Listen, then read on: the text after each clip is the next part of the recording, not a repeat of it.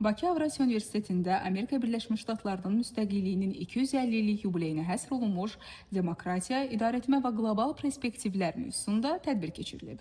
Tədbirdə universitetin professor müəllim heyəti və tələbələri, eyni zamanda ABŞ-nin Azərbaycandakı səfirliyinin nümayəndəsi xanım Teylova, həmçinin Fulbright mütəxəssis proqramı çərçivəsində universitetdə səfərdə olan Mərkəzi Florida Universitetinin professoru Naim Kapıcı iştirak ediblər.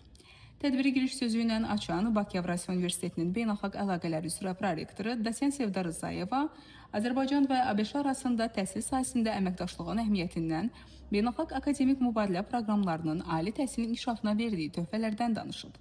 Daha sonra xanım Teylova ABŞ-nin 250 illik dövlətçilik tarixi və demokratik inkişaf yolu haqqında məlumat verib.